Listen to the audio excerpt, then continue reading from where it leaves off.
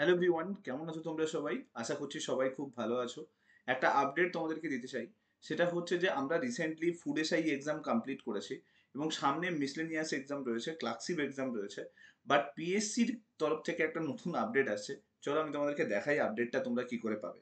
তো তোমরা ডিরেক্টলি গিয়ে গুগলে সার্চ করবে ই টেন্ডার ওয়েস্ট বেঙ্গল। এটা ক্লিক করলাম। এই ক্লিক করার পরে এই যে ওয়েবসাইটটা আসছে, ওয়েবসাইটে যদি ক্লিক করি তাহলে কিন্তু ডিরেক্টলি কিন্তু একটা ওয়েবসাইট কিন্তু ওপেন হবে যেখানে বেসিক্যালি কিন্তু ওয়েস্ট বেঙ্গল গভর্নমেন্টের যত টেন্ডার আছে সেগুলো কিন্তু দেখায়। দেখো এইখানে একটা প্রপার দেখাচ্ছে যে অর্গানাইজেশন দিয়েও কিন্তু আমরা টেন্ডার সার্চ করতে পারবো। তো ডিরেক্টলি টেন্ডার বাই অর্গানাইজেশন যদি সার্চ করি তাহলে এখানে ওয়েস্ট বেঙ্গল গভর্নমেন্টের যতগুলো অর্গানাইজেশন আছে তাদের সমস্ত টেন্ডারগুলো শো করছে। তো এখান থেকে ডিরেক্টলি যদি আমি একদম চলে যাই পাবলিক সার্ভিস কমিশন, তো পাবলিক সার্ভিস কমিশনের আন্ডারে দুটো টেন্ডার দেখতে পাচ্ছি যে লেটেস্ট এসছে। জাস্ট এটা দেখানোর জন্য, এটা কবে কবে এসছে দেখো, 21 তারিখ এসছে, একটা 4:30টার সময় এসছে আর একটা 2:30টার সময় এসছে। নাও আমি একদম প্রথম যে টেন্ডারটা রয়েছে সেই টেন্ডারটা একবার খুলে নিচ্ছি, যেখানে বেসিক্যালি ওএমআর এবং আনসার শিট ডিজাইনিং প্রিন্ট এইসবের ওপরে রয়েছে। জাস্ট এটার উপরে যদি ক্লিক করি তাহলে টেন্ডারটা কিন্তু এখানে তোমরা দেখতেই পাচ্ছ, টেন্ডারটা কিন্তু ওপেন হয়েছে। নাও এখানে ডিরেক্টলি লেখা আছে যে এই টেন্ডারে অ্যাকচুয়ালি কি হবে। ভালো করে খেয়াল করো, এই টেন্ডারে বলা আছে যে এই টেন্ডারে কিন্তু সমস্ত ওএমআর গুলোকে কিভাবে স্ক্যান করা যাবে, ওএমআর কে কিভাবে ডিজাইন করা যাবে, ওএমআর কে কিভাবে ইভালুয়েট করা যাবে, ওএমআর এর অ্যাটেন্ডেন্স শিট কিভাবে কালেক্ট করা যাবে এবং তার প্রিন্টিং কিভাবে হবে, তাকে সাপ্লাই কিভাবে করানো হবে, এই সমস্ত বিষয়ের উপরে একটা টেন্ডার দেওয়া রয়েছে। তার মানে তুমি বোঝার চেষ্টা করো, West Bengal public service commission food এসআইয়ের এক্সাম নিয়ে নিল, সামনে মিসলেনিয়াস এক্সাম রয়েছে, ক্লার্কশিপ এক্সাম রয়েছে, আবার পঞ্চায়েতের এক্সাম নেবে, কন্ডাক্ট করার চিন্তা ভাবনা করছে। এখনো এদের কাছে সাপ্লায়ারই ঠিকঠাক নেই। তার মানে তুমি ভাবো কতটা ইরেসপন্সিবল হলে এই ধরনের অর্গানাইজেশন ওয়ার্ক করে।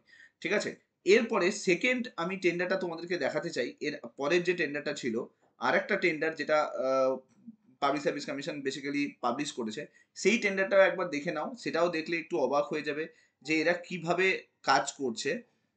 মানে এই সমস্ত অর্গানাইজেশনের যেখানে এত বেশি রেসপন্সিবিলিটি থাকে সমস্ত স্টুডেন্টের, যাদের ওপর আমরা ভরসা করে সমস্ত কিছু লড়াই করছি। দেখো এখানে বলেছে এই যে টেন্ডারটা, এর পরের টেন্ডারটা আমি বলছি, পরের টেন্ডার ওপেন করে একবার দেখিয়ে দিচ্ছি। এখানে দেখো কি লিখে রেখেছে। এখানে বলেছে এই টেন্ডারটা যেটা নিয়ে আসা হয়েছে সেটা পাবলিক সার্ভিস কমিশনের 12 মান্থসের জন্য এই টেন্ডারটা নিয়ে আসা হয়েছে।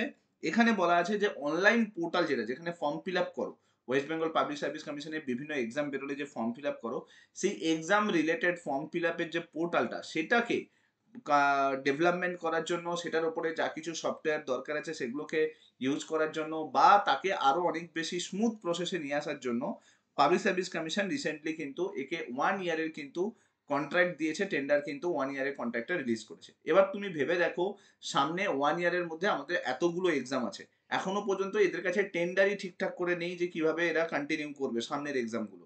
এখন এটা রিসেন্টলি টেন্ডার রিলিজ করেছে, এখন এরপরে নতুন করে টেন্ডার বা সাপ্লায়ার কিন্তু অ্যাক্টিভ হবে, দেন তারা কানেক্টেড হবে, তারপরে ওয়ার্ক প্রসিডিওর স্টার্ট হবে।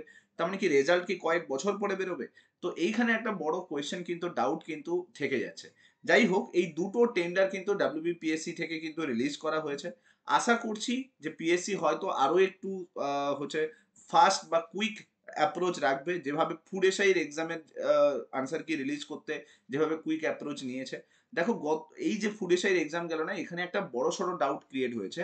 প্রথম কথা তো চলো, আহ, আহ, যেটা দুর্নীতি হয়েছে সেটা নিয়ে কোয়েশ্চেন আসে না, বাট কোয়েশ্চেন প্যাটার্ন বিভিন্ন শিফটে কিন্তু বিভিন্ন, সেখানে নর্মালাইজেশনের কোনো উল্লেখ নেই নোটিফিকেশনে। থার্ড শিফটে তুমি যদি জিকে দেখো সেখানে কোয়েশ্চেন টাচ করতে পারবে না, সাইকোলজি থেকে কোয়েশ্চেন জিজ্ঞেস করেছে। আবার সিক্স শিফটের যদি ম্যাথ দেখো তাহলে তুমি দেখতে পাবে সেখানে অ্যাডভান্স ম্যাথ থেকে কোয়েশ্চেন জিজ্ঞেস করেছে। তাহলে তুমি ভেবে দেখো, এদের কোনো কোরিলেশন নেই, একটা শিফটের সঙ্গে আরেকটা শিফটের কোনো যে তালমিল সেটা কিন্তু ঠিকঠাক নেই, অথচ নর্মালাইজেশনের কথাও কিন্তু এরা বলে না। জানি না এর পরবর্তীকালে এরা কি করবে। যাই হোক, টেন্ডার যেটা রিলিজ হয়েছে, আশা করছি পরবর্তীকালে যে এক্সামগুলো এরা কন্ডাক্ট করবে হয়তো বেটার টেন্ডার টেন্ডার যেহেতু ডেকেছে, বেটার ওয়েতে হয়তো সেটাকে অ্যাপ্রোচ করতে পারবে। আর ওএমআর ইভালুয়েশন বলো, যা কিছু বলো, সেটা হয়তো বেটার ওয়েতে করতে পারবে। So hope for the best. পরবর্তীকালে কি হয় সেটা নিয়ে আমি তোমাদেরকে আপডেট দেবো। সামনে কিন্তু এখন মিসলেনিয়াস এক্সাম আসছে। তোমরা যদি এখনো পর্যন্ত মক টেস্ট না জয়েন করে থাকো, এই জিএস ফোরাম অ্যাপটা ডাউনলোড করে নাও। স্ক্রিনে তোমরা নাম্বার দেখতে পাচ্ছ, সেই নাম্বারে কল করেও কিন্তু জানাতে পারো কোনো কিছু কোয়ারি থাকলে। ঠিক আছে, চলো নেক্সট ভিডিওতে তোমার সঙ্গে আবার দেখা হবে। Till then, bye by.